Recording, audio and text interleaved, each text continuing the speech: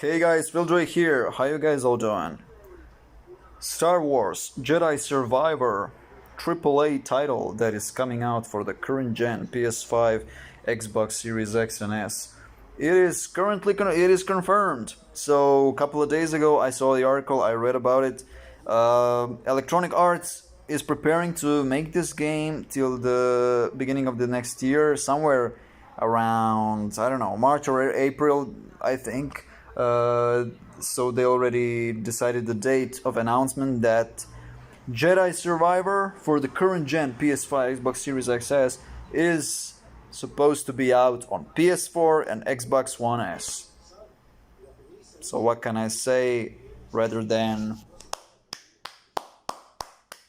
So Electronic Arts, good way really to go around about it and forget about people who are speaking about downgrade.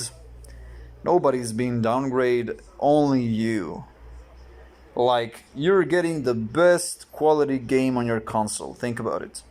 But we users who are not willing to buy the PS5, who are really tired of upgrading for the 5th time, we are looking for a really simple solution.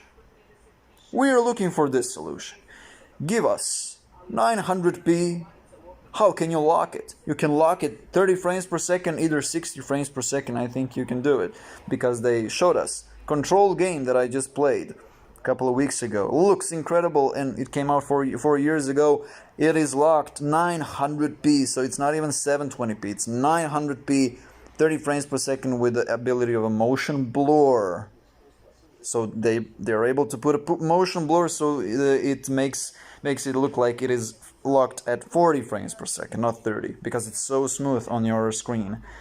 This is the proof that developers are familiar with PS4 hardware and Xbox One hardware. Both hardwares are still holding up even after 10-year anniversary. So there's gonna be 10-year anniversaries coming out. Listen my words, like it's coming out. It is not coming out, but officially they're gonna be old 10 years. 10-year anniversary is gonna be, they're gonna hit this fall. 10 years, remember 10 years?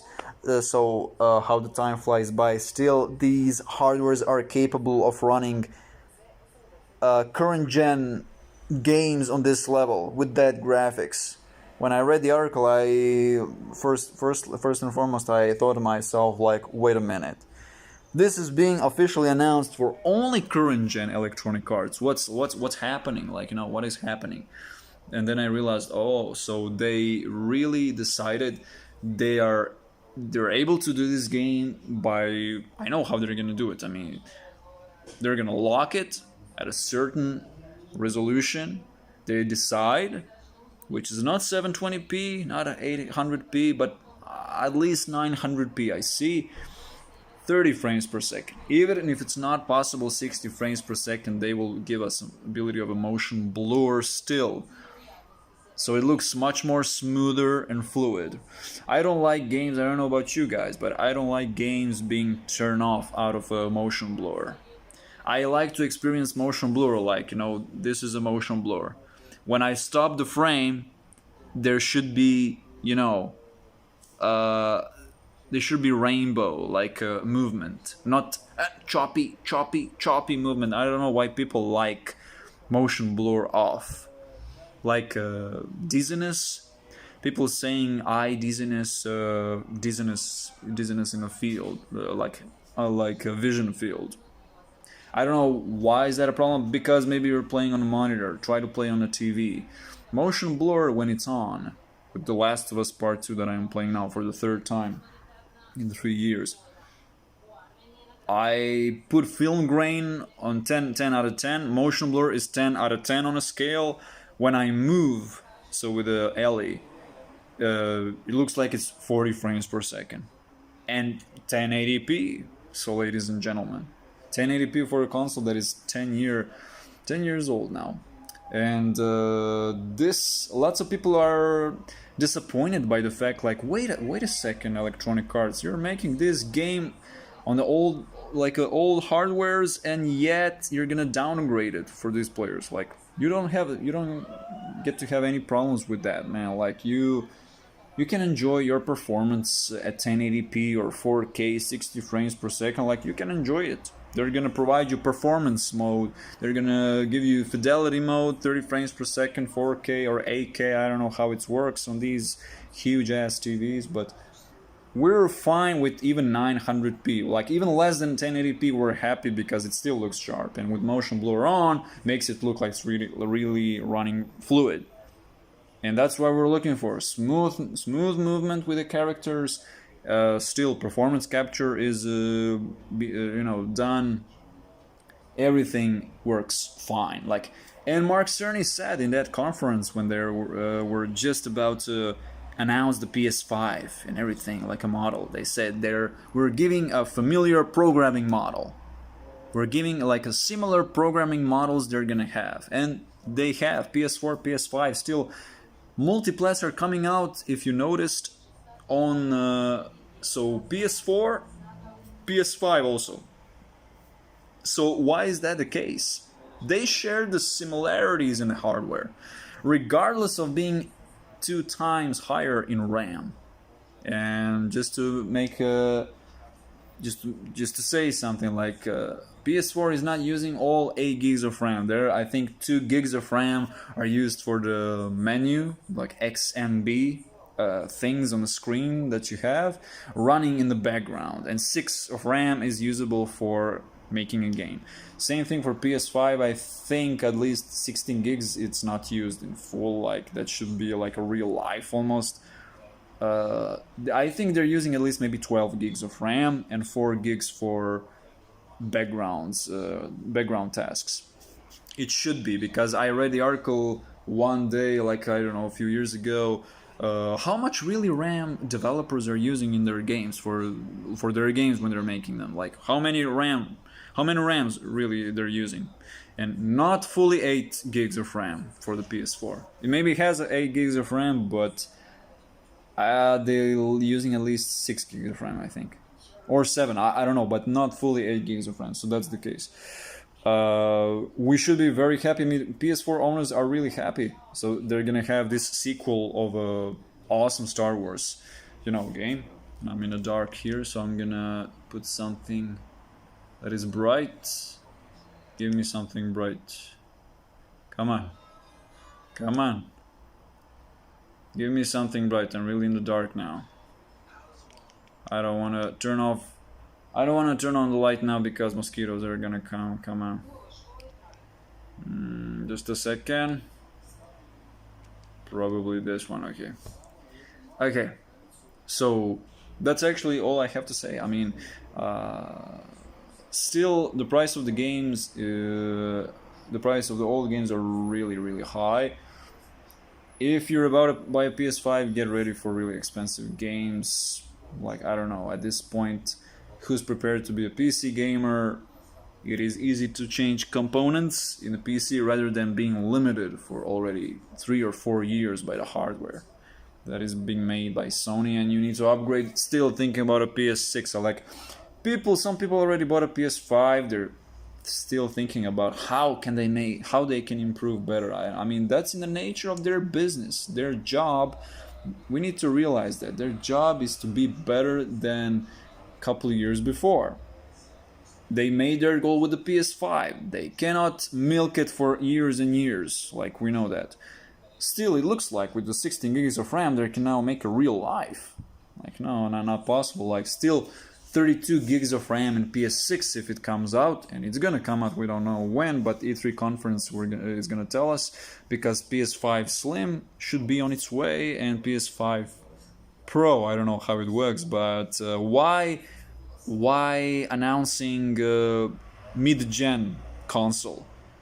I don't know why Sony did that. Like, why are you, in 2016 they announced PS4 Pro, like 3 years after, and it lasted like 4 years, and that's it. Like, that's a mid-gen console to buy. It is not officially a new console. Like, you should have kept like PS4 for full 7 years of a period, like it's being used now, and it's being continued, and do their job on that console, rather than using also PS4 Pro for performance mode, for PS4 Slim for 1080p, 900p, 30 frames per second.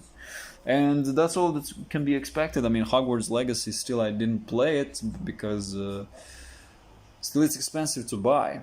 I would like to play that game, but still it really costs a lot, like 50-60 euros. You know, it is not easy. Like, these games are really expensive.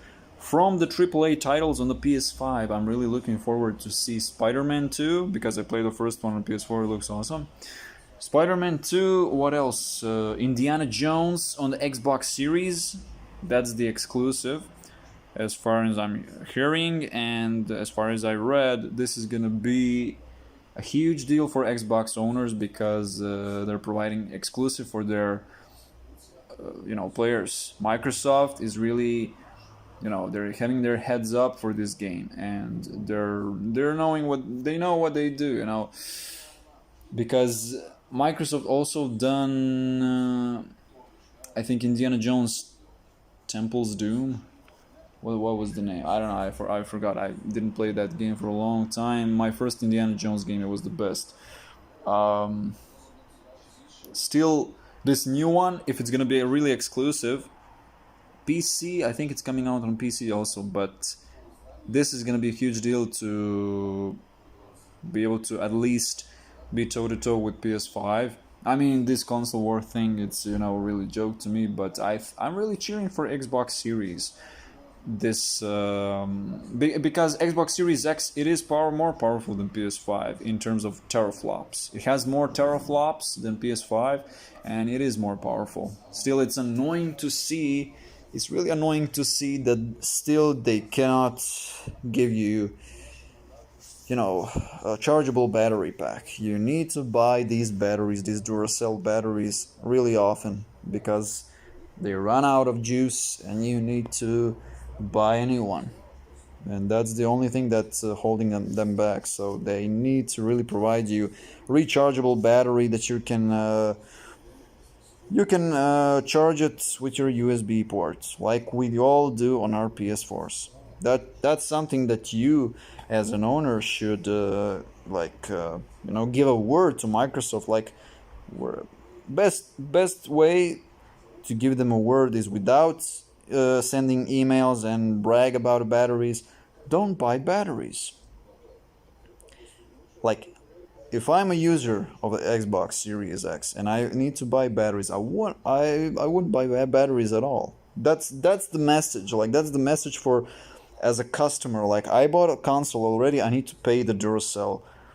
I need to pay battery Duracells for my controller. Like that, these batteries are dying. They're lasting probably maybe 3 or 4 months, and already you need a new rechargeable battery pack.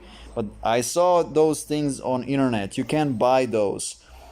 You can use these rechargeable battery packs, but it's hard to find them. They're really, really rare. And somewhere on Amazon or on eBay, I don't know where you can buy. I'm not from America. I don't know two shits about these GameStop. I think it's GameSpot. I don't know. Lots of these brands, I think they should come out with this upgrade to make a controller that it is rechargeable. You don't need to buy batteries every now and then for your controller. I mean, I don't have any problems with two controllers, DualShock 4s. They're working properly. I'm charging them maybe 2 days in a week. And I also play, I play like an hour and a half, at least a day. So one controller can last for me at least 3 days. 3 good days it can last, and that's enough. Like that's enough. And already I have another one available. When this one runs out of juice, I get another one and play it. When this one runs out of juice, I recharge it, play with this one, which is charged already.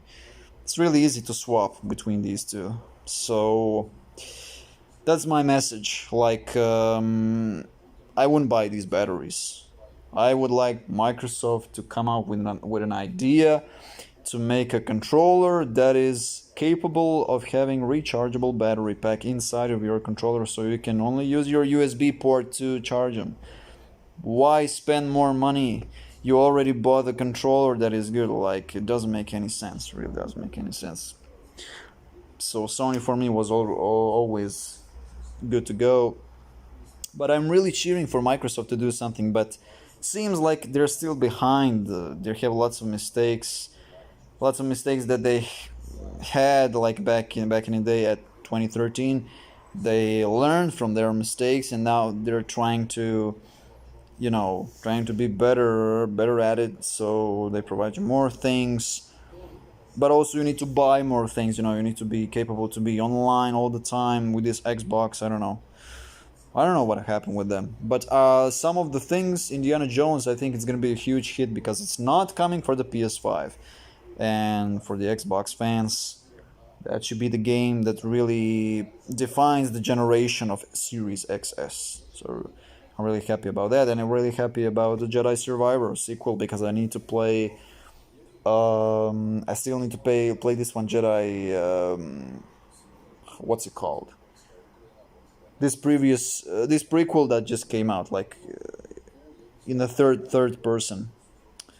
Jedi Survivor is the last one, I guess, and this previous one is also on the PS4. So this new one that is coming out on current gen consoles, it's coming on the last gen consoles. So really good news for the last gen owners.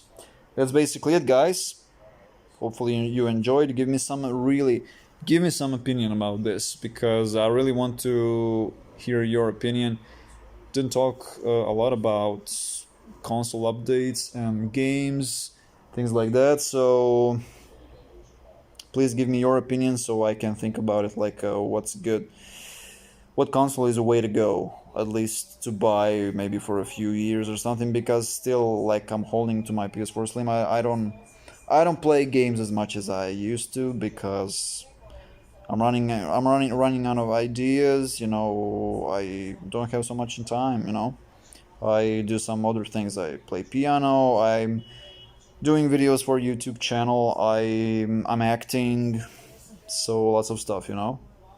So still, I'm really good at PES. I play PES really often, and that's something that it's also good to have a one sport game that you really like, that you can play on and off. And yeah, I think that's basically it. Like, I'm really hype about some of the games currently for the current gen consoles. Not so many good AAA titles except Spider-Man 2. And that's it. Really, on top of my head, I cannot remember what is coming that really makes me go, I want to buy this new console. Nothing except Spider-Man 2, Indiana Jones for the Xbox Series X, which is gonna be made like in 2025 or something. Like, I'm already gonna be a veteran in games, like, and I'm still replaying lots of games on the PS4 because they're just like movies. Like, you replay some movies at least once a year or few years, once every few years. Like, I do that with some of the AAA titles on PS4 because they're really timeless games when you think about it. How many times I replayed Uncharted franchise? At least like 10-20 times. Well, I'm not joking. Like, The Last of Us, also first one I replayed it like also 10 times, I think. Last of Us 2, I'm replaying it for the third time. Beyond Two Souls, I replayed it like 10 times. Heavy Rain, I played once. Detroit Become Human, I played only once. Some of the games I played only once and I never play again because it doesn't have so much of an impact on me like I have for some other games. So it all depends really from the story point of view and everything. That's all that matters. Like, story-driven games are really matter to all the gamers. When you see that developers, giving their heart and soul in the game, so you can see their work and the brilliance of the video game. That's all there is to it. So 20 minutes is gonna be now, and we're stopping here. Till the next time, see you soon and catch you later, and let me know Give me some opinion.